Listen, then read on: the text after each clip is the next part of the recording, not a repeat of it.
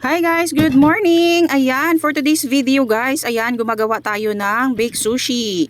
Ayan, naglalagay ako dyan guys ng kani flavor. So ayan yung may gulay, may mangga, may pipino. May rice na yan siya sa loob, tapos naglagay na lang ako dyan ng toppings na kani flavor. So ayan, inaayos natin bago natin lagyan ng cheese. Yung gilid kasi mix yan guys ang order sa akin. So ayan, nire-ready natin para lagyan natin ng cheese. So ayan, so lalagyan, ayan na siya guys. Lalagyan na lang natin ng cheese yan sa gilid kasi meron ng kani flavor. So ayan, maglagay na tayo ng cheese sa kabilang side kasi mix yan guys. So ang hati-hati kasi ng kani at saka cheese. So ayan, maglalagay tayo ng cheese. Yan.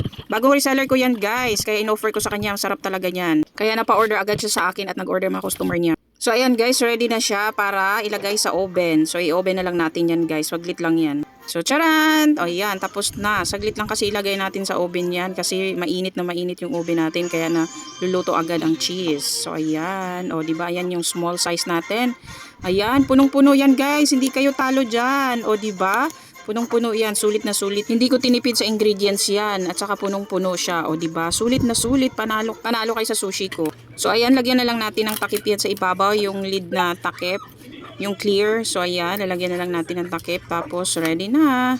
So ready na to deliver yan guys. Yung iba pipick upin. So ayan, o diba? Ang sarap-sarap. Panalong-panalo kayo dyan.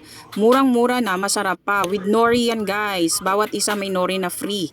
O diba? Sulit na sulit. Kaya order na. Sa mga reseller dyan, pa-order na.